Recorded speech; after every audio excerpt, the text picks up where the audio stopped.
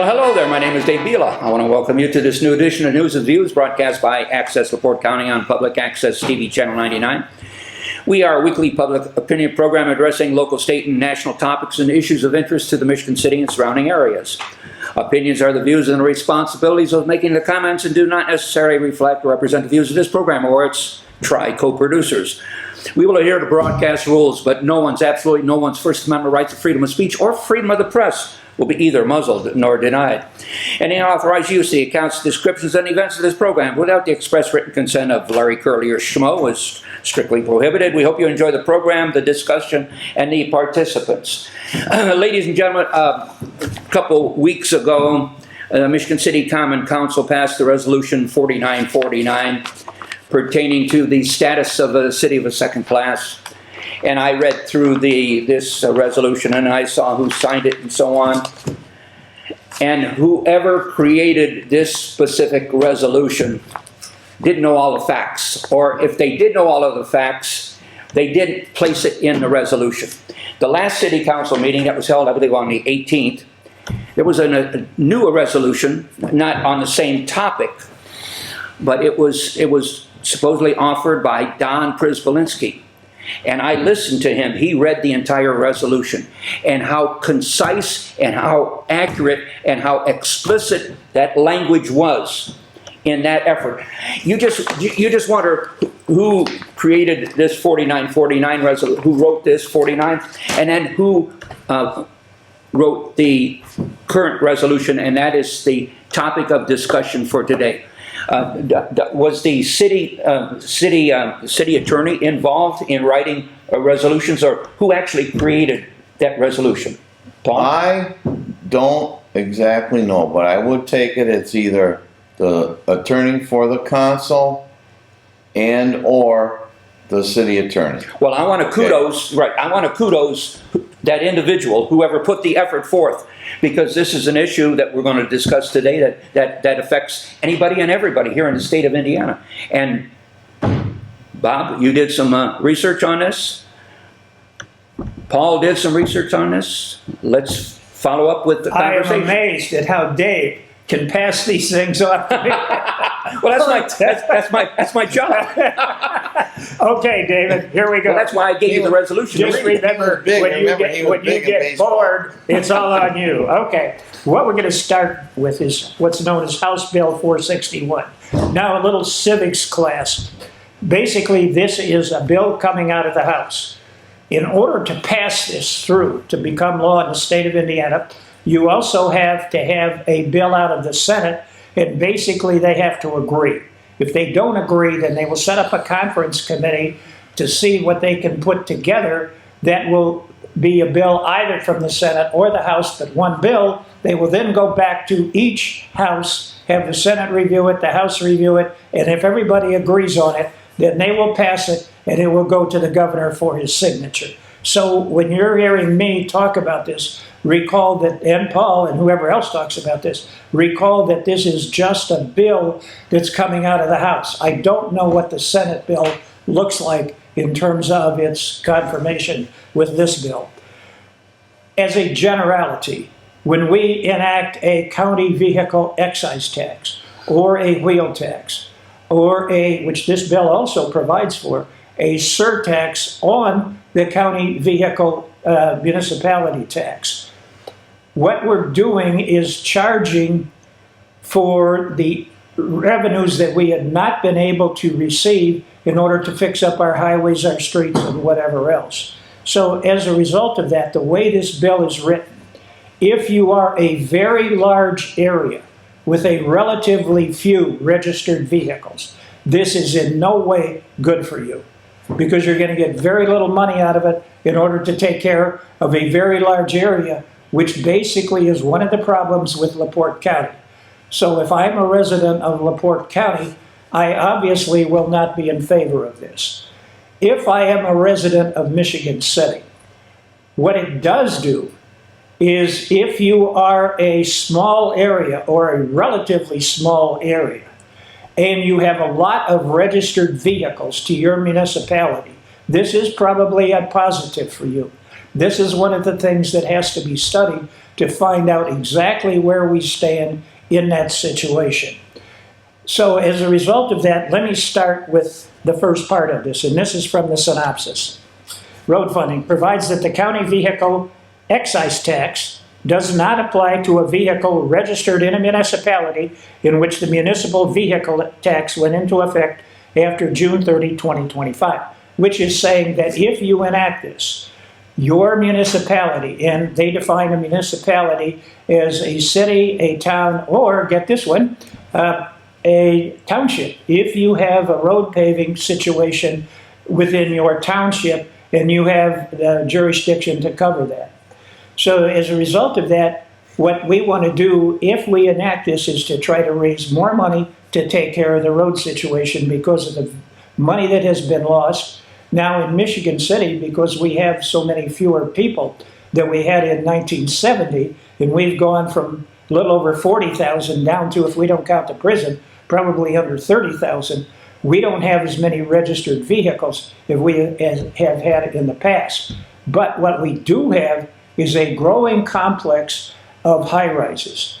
The South Shore Station for one, the Sola situation for another one, Dunescape for another one. If you put a large number of registered vehicles into a small space, this is probably going to be a positive for you. So what has to be studied is how is this going into effect. Now I want to bring up another situation. For those of you that get your license plates, or in the words of the state, register your vehicle in LaPorte County. If you take a look at that registration statement, you will find that there is a value on there for an excise tax. In my case, it happens to be $260 because this is a 2023 automobile. I tried to get the Bureau of Motor Vehicles. They did not know the answer to this question, so I'm going to have to go farther. I tried to get them, I asked them, is this a state excise tax? Is this a county excise tax? Or is this a combination that has some municipal taxes in it? That was a very nice lady. She tried very hard, but nobody down there could answer that question. So what we're going to have to do is go to the auditor's office in order to be able to do that. Now, the bill itself, House Bill 461, is basically a procedural bill. It goes through what you have to do in order to set up a vehicle excise tax in a municipality. And it goes through how you have to go through the enactment part of it, what all has to take place in that situation. So what we're talking about is a procedural bill, and let me just say this about that procedural bill. It is a situation that requires the municipality to vote on it, but only in this case, it would be the city council in Michigan City. If they approve it, then it can go through. It would take money from the LaPorte County situation and bring it into Michigan City, is the way this is currently written. Now, if I go a little bit farther, provides that a municipality in which the municipal vehicle excise tax went into effect after June 30 does not receive a distribution of county vehicle excise tax revenue. That's right, because you're going to get your revenue ahead of the county tax revenue.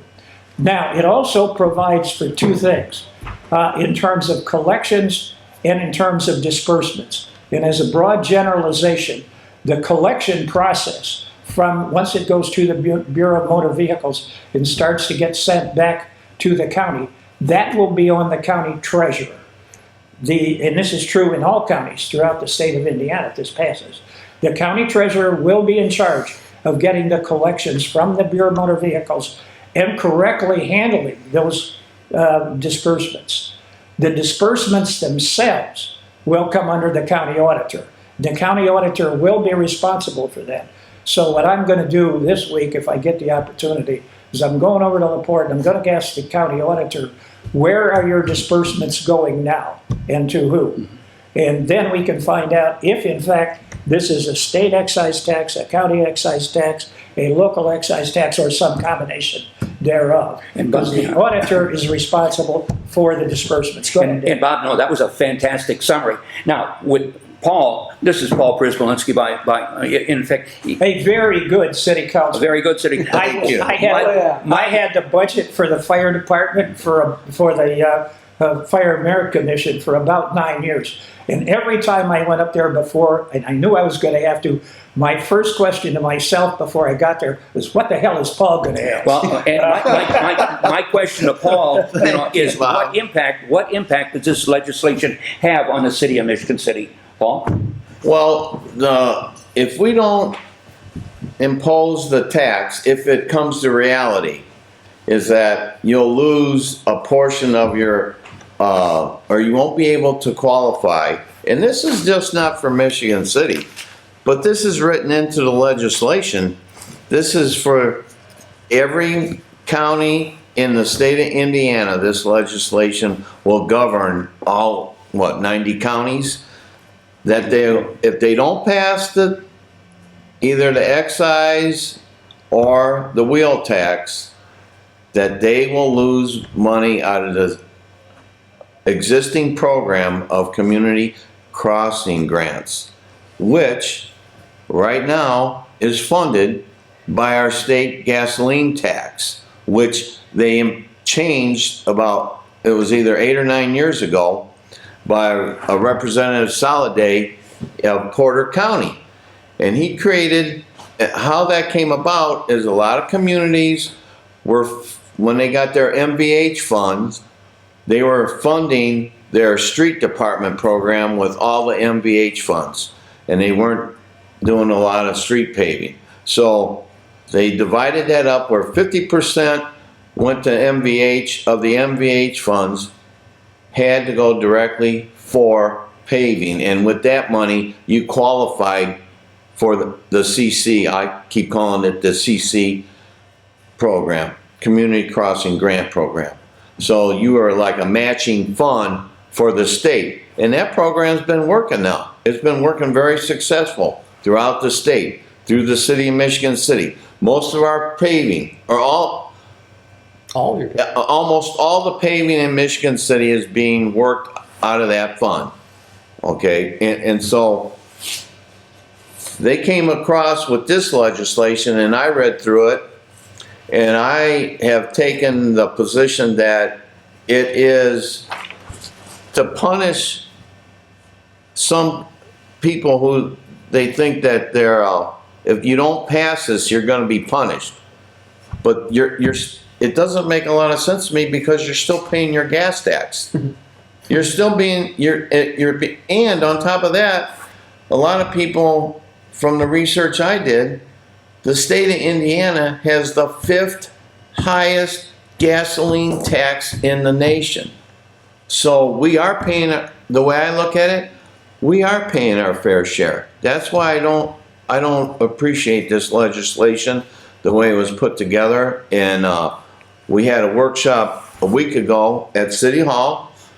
Representative Pressler from Rolling Prairie authored this, and I was told that he was going to be there, and he was not there. Now, I didn't get an explanation from the mayor, but I had a lot of questions, and the main thing was about, in this legislation, they're going to create a toll road authority, and under that toll road authority, no one will have a say if they decide to sell a road. The legislature, the governor, they have sole autonomy in that board. Of course, the governor has control because he'll probably, if this would go through, he would appoint that authority. But the main thing is this. Why am I going to get why are they looking at us to say we got to have more money when they're getting a lot of money out of our gas tax? And I think that the program that they came up with, at the time, people were upset. But as you see it working, I think it's working very well. And, I just think it's to pass this legislation about the toll road authority. I really do. And now, Toll road is definitely mentioned. Go ahead. right. And that I believe that any road like 65, that's a divided interstate, an improved road can be subject to make it a toll road. So what does that do? Puts more pressure on the secondary state roads, state highways. And I personally think it's a negative impact, because I believe everyone realizes that truckers, independents don't like to pay tolls. And they will do whatever they have to do to avoid them tolls. So I think it's a big negative impact. Are truckers subjected to this wheel tax? Individual truckers? Do they Yeah, pay? yes, they are, and it goes on the weight of the vehicle and through the trailers. Yeah, they have classes, Right. buses, trucks, trailers. It's similar to automobiles too, possibly based on. Right, automobiles and trailers for like if you have a utility trailer, I believe, a boat trailer, all. Anything with a wheel on it. Yeah, anything with a wheel. So it's like, wow. It's like, I'm paying my gas tax. I've been paying my gas tax. I see some, if you look around, you see it working. So their program has been working. And now, from what I understood, that this was introduced a few years ago, and it was shot down. So it's not a new entity that's appeared all of a sudden. So somebody's pushing this thing. Well, I think it's I don't know if you'd agree with me or not. I think it's the big cities in certain counties that are really pushing behind this. I think it's in Annapolis. Well, I think it's more than that. I think it's in Annapolis, Fort Wayne, Evansville. Yeah. I could believe that. I mean, because we've been subjected to special legislation for years out of the legislature. Special targeted legislation, and that is a good point, Bob. And I was always looking at the fact that, what are you going to think up next to tax somebody? And I do want to remind people about, does anybody remember back in the 60s when they had license plates out there, Indiana, land of taxes? Seriously. Yeah. We're getting back to the same, frame of mind. Oh, let's figure out a way to get more money. Oh yeah, we can do this. Let's sell it. And I'll tell you is that I believe that I was having a group discussion today at lunch period, and a lot of people are unaware of this because it's not getting any news media coverage. And Well, What I'm impact? going to intersect. All right. I don't think a lot of the reporters understand this. It's pretty darn hard to report on it if you don't understand this. And I think that's one of the problems. good point. Yeah, I made inroads to NPR and WTTW, and I asked the individual, the head honcho, is he familiar with this particular wheel tax? And he said, well, he's relying on his sources down in Indianapolis to provide him information. So basically, how I interpreted it, he's oblivious to what's going on. How would this impact the average Joe?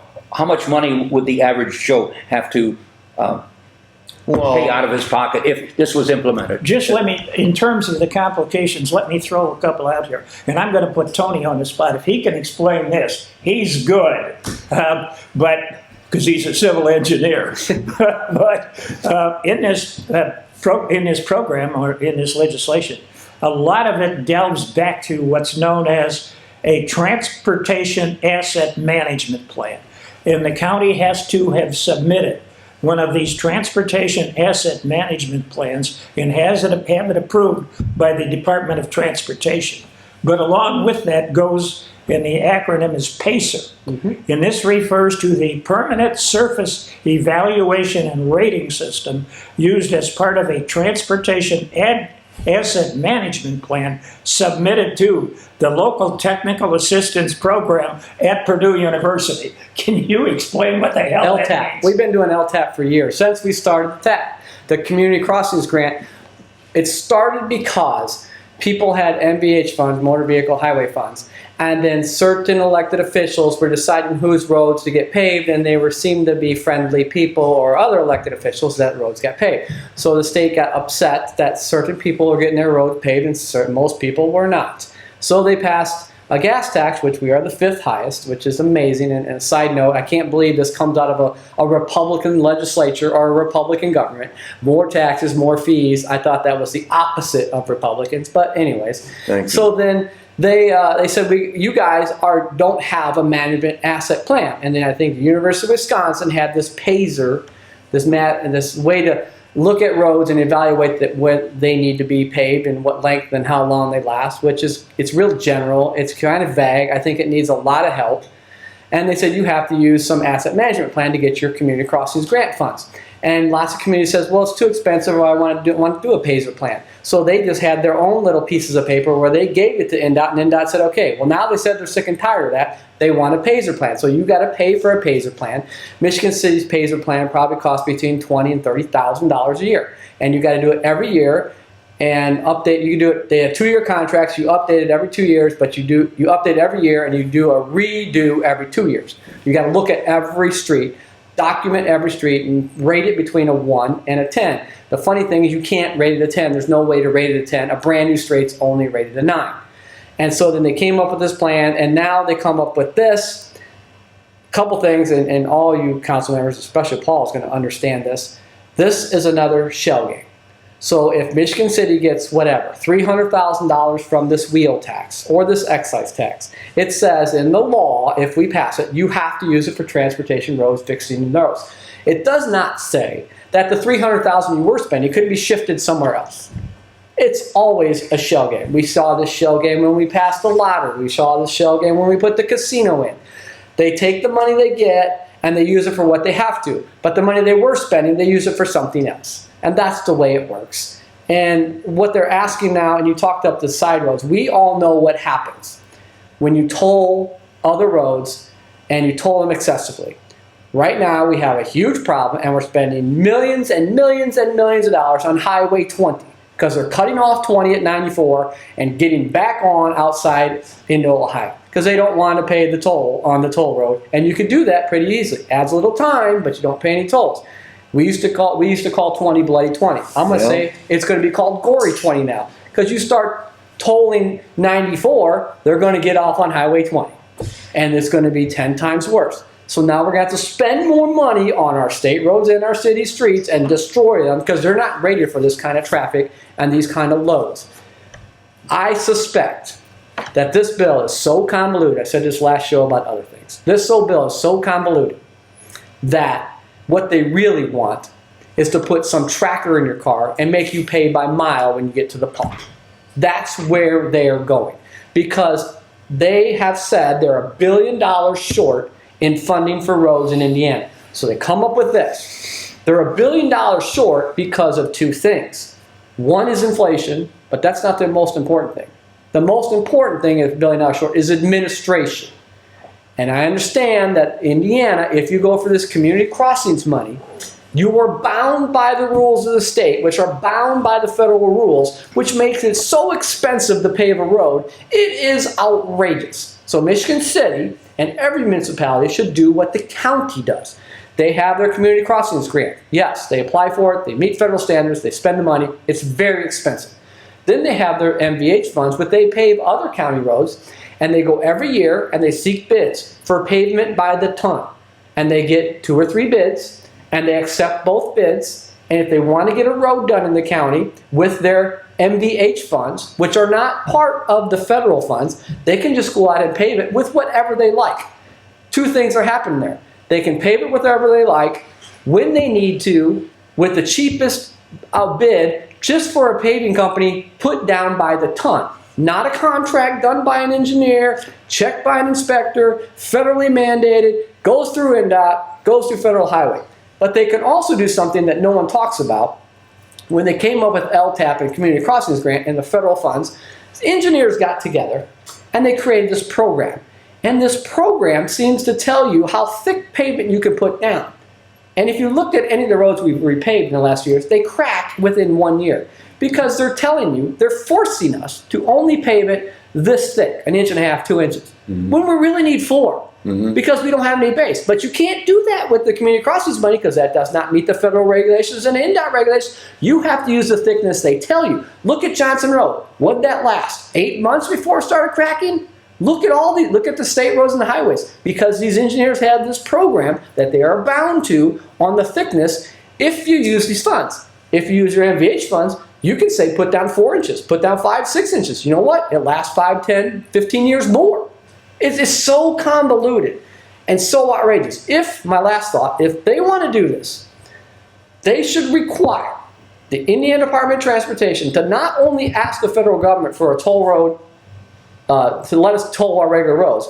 They should ask the federal government to relieve us of the administrative costs and the administrative paperwork and let us do our own roads with what we need. We are stuck with federal government, and it's costing the state $1 billion more this year, and so they come up with this. I do a lot of work in the pavement area. Some students ask me, why do pavements fail? And maybe you guys know, maybe you don't. About 10, 15 years ago, they came up with this new pavement. Indianapolis thought this was great stuff. It's called Super Pave. And they came up with this Super Pave. It was very strong, very dense. And they figured the paving companies loved it because then we could put stuff that's thinner down and more density. It doesn't work up here because we get really cold winters, and that dense pavement is like a concrete. It cracks. It does not flex. There's less tar in it.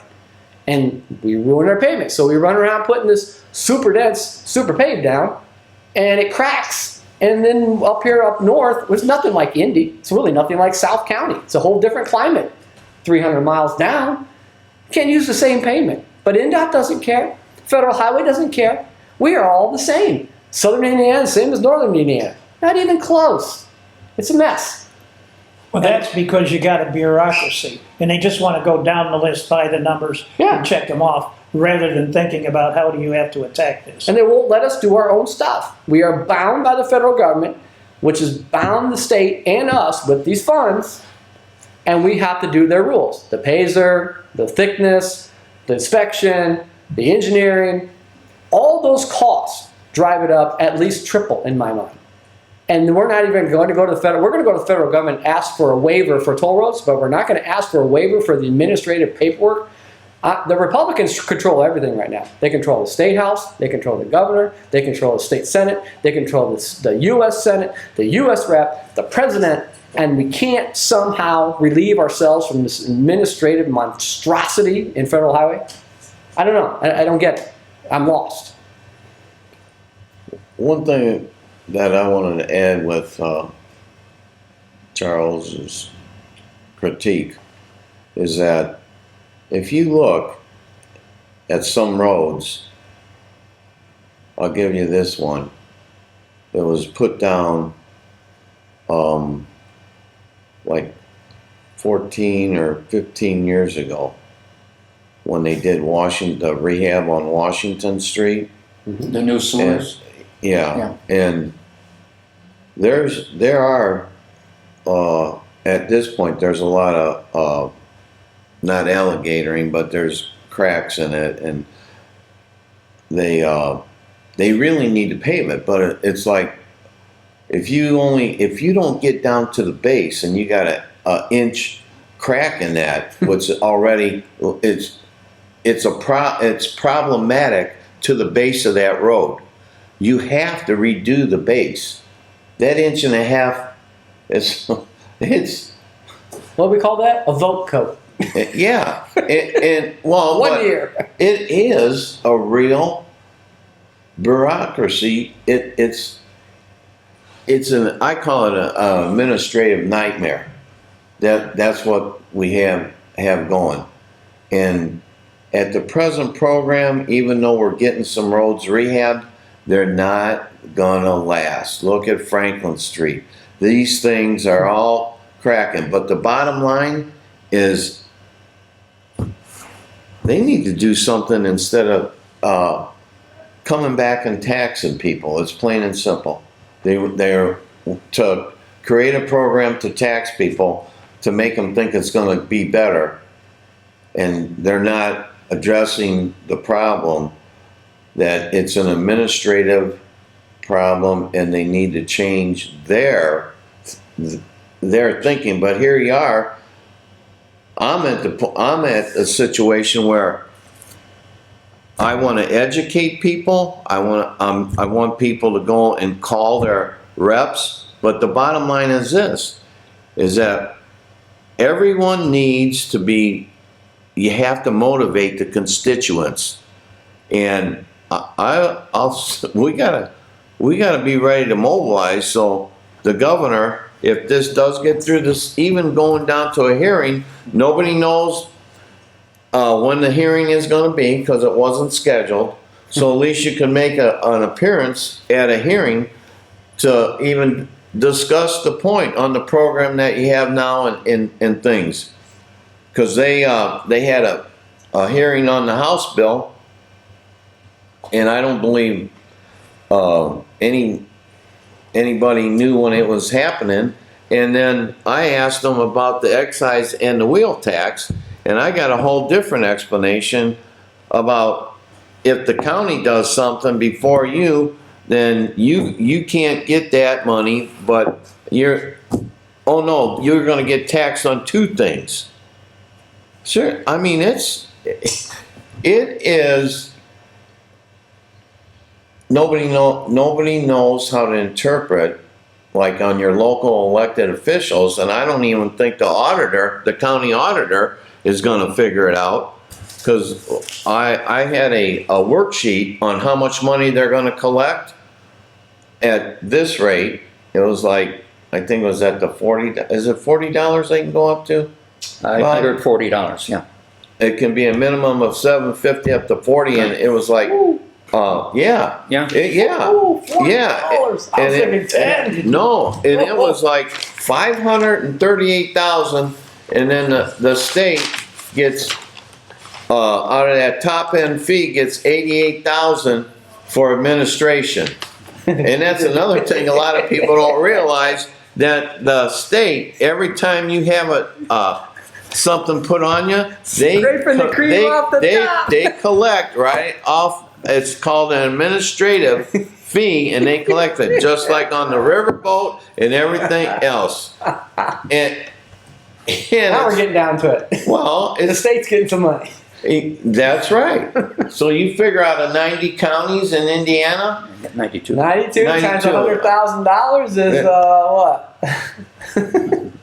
Well, the bottom. $920,000. We just $1 million. we just sort of summarized the issue. The city council is in opposition to this legislation, and again, kudos to the city council. It was a 9-0 Really? vote. Yeah. Are they in opposition to the wheel tax based, too?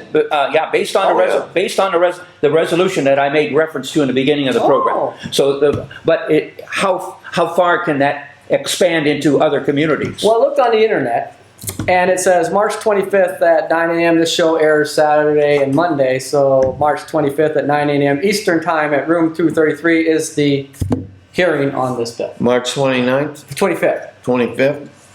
What was that, Tuesday? Yeah. Tuesday Yeah. at 9 a.m., room 233 down in Indianapolis. If you want to... What is the mayor's position on this? Who brought the discussion to the council? I have to give kudos to my brother Don. He brought it there. We had a discussion, and I had a copy of the legislation, and he took it off from there, and he's totally opposed to it. And then we talked about the toll road issue, and he goes, they're just like Bob said, a big shell game. Because again, that resolution, I got to give Don and whoever he worked with to specifically explain almost in finite detail what the issue is all about. We're going into more detail here, but the city of Michigan City has already taken action. A resolution is the sense of the council, and the sense of the council is they're opposed to this legislation. But, okay, it's a resolution that they are against it. Mm-hmm. But the legislation forces them to do it, or they lose millions of dollars. Mm-hmm. They might say that it's optional, But then they say if you don't do it, you don't get, what are we getting this year? $1.5 million from community crossings? Something like that, It yeah. was $1.5 million. So we're not going to get that if we don't do this. That's Really? correct. But the sense of the resolution is that, at least they're telling the governor and telling those guys and putting the author, on notice that they're not very happy about it. And I really got to tell you, I can't even believe that that this came down the way it did from Pressler. Was he the author, or was he the No, figurehead he was to the author. initiate the legislation? He was author, but I think that he was involved with it in years past. He won. So We had him on a program, how many months ago? Yes. You know? He's telling us they're $1 billion short in construction funds for the state of Indiana. They're trying to close a $1 billion hole. And again, I want to reiterate, that $1 billion is not inflation alone. That $1 billion could probably be wiped out and saved if we would get rid of the administrative garbage that the federal government is putting upon us. And this, again, this is Republican State House, Republican Senate House, Republican Governor, Republican U.S. House, Republican Senate, and a Republican President. Could easily wipe out the administrative costs, and we wouldn't need any of this, in my opinion. You want to create a real firestorm, I got the answer to that. You bring in Elon Musk and let him deal with this. well, that is a good point. Is that they're trying to streamline things, and maybe the approach is that the governor should take the approach that we need to eliminate this stuff and save money. Yeah. And let people at least fix them roads and do what you have to do, because and it's just Well, let like me our give resident let me give you the engineer, civil example that I engineer, used. right, Tony? When it Surveyor. came to the space shuttle and the rockets. Now, this was more than just this program that Boeing had a real problem with. But the federal government gave Boeing the contract at $4 billion to build this spaceship and the shuttle. They gave Musk $2 billion to do it. He's the one they had to send up, SpaceX, to get him back down here. Yeah. Because Boeing couldn't do it. I mean, they screwed the thing up He so built bad. his own rockets. He built his own spacecraft. He produces his own parachutes in-house. Boeing bought their rocket from Russia. So people don't understand that. When Boeing puts a rocket up, those rockets come from Russia. I want to get locally.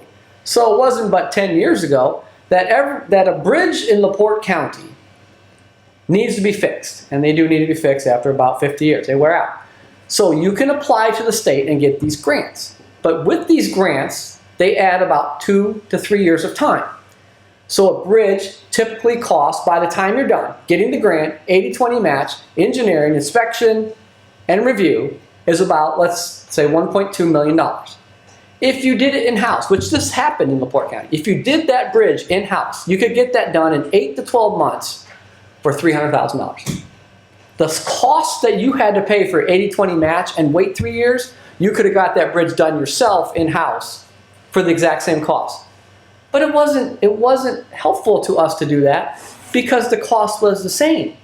Whether we spend another $800,000 from the state for grant match, and we spent our $300,000 or $400,000 of our money and waited 3 years, we got the same bridge. There's no different in the bridge. But there was no incentive to us to do anything by ourselves because the state was going to magically grant your 80-20 match.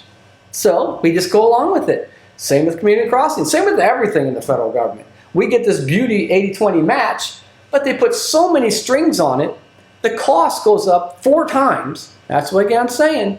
If we can get rid of the administration, Americans can build things very well. On that point, I saw a graph pertaining to the elimination of federal funding for the education going back to the state. The funds for administrative cost is in opposite, the 80-20.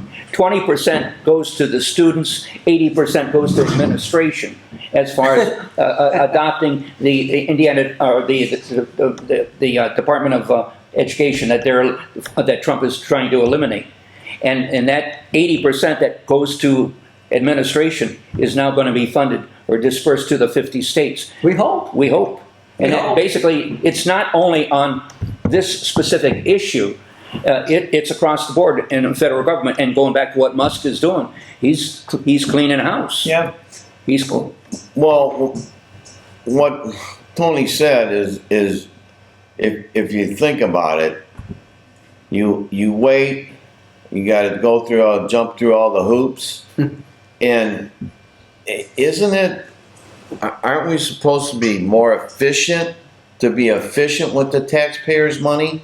Well, I think that's And what that's Trump the is way- trying to, what Musk is trying to do. I understand it, but I'm talking about statewide, is that that's what we have, and that's a very good point that Tony brought up, is that we need to not lose that point as we go forward and tell these guys, hey, you know, you got all these strings, but we're not getting the product out on the roads. Yeah. And that's the bit, that's the big And thing. when 80% goes to administrative costs and 20% goes to the actual Right. implement of the actual project, Right. it's back. It's That reversed. No, okay, I'm sorry. No. In this legislation, towns and cities, communities with over 5,000 people, if they have a bridge over 20 feet long, they're gonna be responsible Yeah. for it now. How do you like that one? Dumping more on the communities. I want to go back Yeah. to the toll road was leased, and we all know that it's not really the right term. But when the toll road was built, it was built with concrete. So same with 94, same with Michigan Boulevard. Very, very thick, good concrete. And it lasted 40, 50 years. Lasted a long time. But after that, it starts cracking, and anything you put on top reflects right through and just cracks the pavement.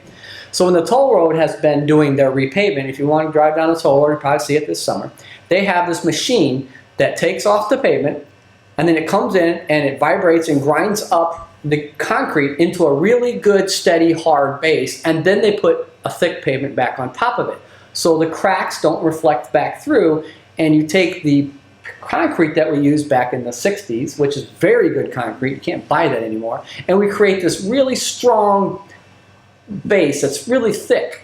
That's what needs to happen with Michigan Boulevard, because we see when Oberle was there and Ron Meir was there, they paved right over top, and what's it doing today?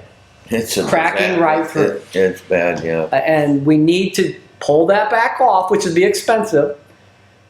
The toll road already has these machines. They have these machines that drive down the road. They just crush and vibrate the concrete up so there's no places that it'll reflect through, and a real hard base. And then they put pavement back on it, and it's probably going to last 20 years. And the reason I bring that up, because the toll road is leased or sold, whatever you want, by a private company. They are being smart with their money. They don't want to come back in 5 years and put another coat on. They want to come back in 20 years and put a coat on. So they're going to spend some little extra money now. Will community crossing funds be utilized for Michigan Boulevard? I believe so, but you know what they're talking about? How much they're gonna, this project that they have spent, or they adopted an appropriation ordinance of $400,000 to redo Michigan Boulevard. Yes, that if we have community crossing grant money, it will be used towards Michigan Boulevard. But I am definitely, I hope somebody watches this program after Tony told them how they're doing the toll road, and they get on top of that procedure, because for as far as I know, they're only gonna, you know, put asphalt down on it and think it's good as gold. And we have somebody, we have an INDOT engineer. I bet you he knows those people. There you go. He might know who to call. But the boulevard, I don't know, it. You would know this too. I understand that the cost to repave the boulevard would wipe out all our community crossings funds for what, 2 or 3 years straight. I think That's more than all you would do is I- the boulevard. No one else would get anything done. I think it's more than that, because I don't think it's as bad as they are talking about, but here's the other problematic thing with this. What I've come to find out in the city of Michigan City is that they do not look at their roadways and when they do them to do maintenance underneath their roadways. If they think they got aging mains, to do something with them, like a water main, or to, I've been a big promoter on doing infrastructure that you need to do, and separating sewers like on the east side of town. So I don't know what's underneath Michigan Boulevard, because I know that there's a couple of sewers that go through there, and then on top of that you have the $8 million tunnel to nowhere, all right, that they're still paying on. I think it was $12 million. Well, I meant at the time, loan. right, without all the interest and everything. But it has to cross Michigan Boulevard. So I mean, if you're going to do work, you got to put everything together at one time. But yeah, they're gonna deplete the community crossing grants for, I was thinking like 4 or 5 years at least. That's why I wanted to bring that up, because you need to look at a holistic approach. The PASER system is not even a frosting of what you look at, but we're all using this PASER system. And the PASER data, if done right, could give you far more planning information than you could ever want. If you take the data and you track it and you find out how long a road really does last with the amount of traffic that's on it, the weight and kind of traffic that's on it, the infrastructure under it. But somebody's got to do that analysis. And I think if they paid for that, it would be invaluable statewide. And if the state wants to do something, they should force the municipalities to do that analysis, or have somebody do it with the data that the municipalities give them. We have AI now. It could probably do it in a couple of days. And then predict when each road is going to need to be paved, when every infrastructure under it's going to need to be fixed, and everything you need to know about the road, so you can do some legitimate planning, which we all brought up, Ed Soliday's bringing out, and they're just grasping at straws every 6 to 8 years because they really don't know. That is a very good point that Tony's bringing up, is you have to do some analysis on what's going on with these roads. Just like in our community, the traffic, is there water sitting on that road? Is the drainage not good enough? And believe me, there's a lot of issues out there, but when you solve those issues, that pavement lasts longer. And I'm really like, I really get into the infrastructure and the PASER the system, and I mean, there's a lot of information there. If you start analyzing it, it can really be beneficial. Tony's right; he's right on the money with that. Michigan Boulevard is also a study in why you should analyze before you jump in and take something over. Because years and years ago, and Dave and I may be the only two here that were alive when this happened, but the city of Michigan City, by the highway department, got talked into taking Michigan Boulevard. It was their responsibility. Yeah. The highway department said, "We'll tell you what we'll do. We'll give you a brand new road, and then we'll turn it over to you." Well, they gave you some money too, right? Yeah, but they told us, and they were right about this, that we would get extra money because it's a paved road under the gas tax remuneration, so we would have that. It cost so much more than we ever got out of the gas tax remuneration that it's unbelievable. INDOT does that over and over and over. Let me tell you, I've seen so many instances that the state government has led us through the primrose path and ginned up the offer. We'll give you hundreds of thousands of dollars. And we did it with Franklin. And we'll give you the road, and you can control it yourself. And then we find out, not even 5-10 years later, we got took. And now here we are. The issue from Highway 20 south to the hospital, that particular road, I remonstrated against that because of the standing water in the ground. I took the issue to the engineers who were designing this, and the engineers told me, well, this is what we were told to do, and no modifications are being allowed, because this is the edict that was set down by somebody to tell the engineers how to draw the plans. But yet, I've been on an issue of water in that south side of town for years, and what they did was they built a new road to the engineer's specifications based on a water problem. I like when you bring that up. How long has that been? Because they did a pretty good job. That road's been holding up. It has, but the fact, But we replaced the base. Yeah, but it's, Yeah, it was a complete rebuild. And it's been holding up Right. for the 15 years minimum, and it may hold up for 20 or 25. and what did they do on the Cleveland extended? Did they replace? They had to repave. That was the a road? brand new road. That Brand new wasn't road that they replaced had to repave because of the rumble strips that were in it. because of the reflecting cracks. The Yeah. base was cracked. Yeah, the base was cracked. Yeah. That was because of what you're talking about, is it because of the water table Yeah. out there. Yeah. And as they were doing that road, they were having more problems. And I personally thought, and I'm not an engineer, is that the road was talking to people.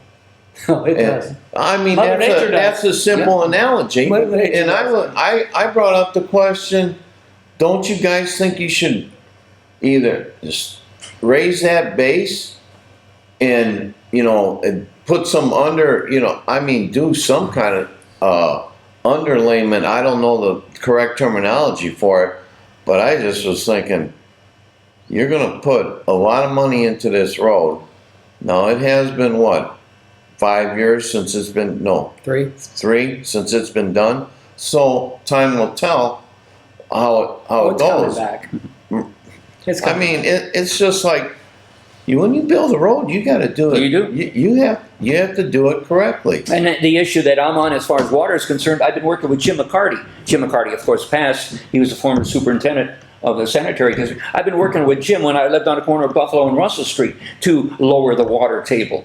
That was, 30 years ago. The problem still exists. Jim McCarty, when I was first on the council, and we were talking about water problems, and he was talking about doing some things in the neighborhoods. He sat out, brought the maps over to my house, and literally sat there on his trunk. It was showing me Yeah. the big problem. He gave them to you know. me. Yeah. Yeah. Well, hey, that's how It's true. That's how you learn, is you share information, and that's what got me Let going a into novice it. throw one out, and then you guys can have at me. The problem in the Michigan City area is there sand underneath or is there clay underneath? Both. Now, if there is clay underneath, that water is going to sit there and it's going to bubble up. If there's only sand underneath, it's going to go through. And so when you start, you got to go ahead and figure out, okay, this is clay, this isn't. And as a result of that, you got to plan your roads for Yeah, that. well, you're talking about percolation. Yeah. My issue is cleaning out ditches to alleviate. If you clean out, I've got pictures of ditches that I took 3 years ago that have not been addressed. The culverts under certain areas are halfway full of crud. The water flow Mother Nature creates is being prevented from rolling downhill to Black Ditch in Porter County because the sanitary Are district you is talking not. about that ditch off Ohio? I know exactly what you're. Yeah, I know. The fact that the issue, Tony and I brought this issue up, 30 years ago, and there still has been no resolution. All of the redevelopment commission money is going to the east. Develop the east, develop the east. The fact of the matter is, the area that I live on, where Strebel Pond is located, is 68 foot higher than the level of Lake Michigan. Water runs downhill throughout the world, but not here in Michigan City because there are obstructions in the ditches that prevent this water flow to traverse that I'm 68 being foot. facetious, but I told Dave we have the answer to that. Where Strebel Pond is, we just go across the street and build another Strebel Pond Yeah. for $10 million, and that'll solve your Well, problem. It might be worth it. Again, Strebel Pond's a boondoggle. I oppose that when Oberly and and what's his name, the then superintendent. Al Wallace. Al Wallace. When they created, I said, guys, that don't make sense. I knew the elevation. This guy teaches me a lot. And I bring this out, but again, smarter minds. I thought it was 6 million. You said it was around 10 million? Yeah, it was around 10. Around $10 million. All in for the tunnel, about 12 million. Yeah. Let's all these million here, million there. What? Why not? It's pretty soon you talk about real money. Well, yeah, okay. Well, let's stay on the roads though, okay? Now, the roads that they did, like when they had a reconstruction, I'll call it the reconstruction when Mayor Brilson was in, and they wanted to go out to the east side and do all this stuff, and I was lucky that Jim McCarty showed me all the plans that they had the engineering done to do, a lot of Manhattan Street, Elston Street, and all that. Oh, yeah. And I brought it up and said, hey, engineering's done. We need to do this. And so the money was spent where it needed to be. But right now, they did a study, and they have not acted on it, and it's sitting there, laying there, the Barker Lafayette sewer, and that's where the sewer to nowhere. the tunnel, what should we call it? Should we call that Michigan City's deep tunnel?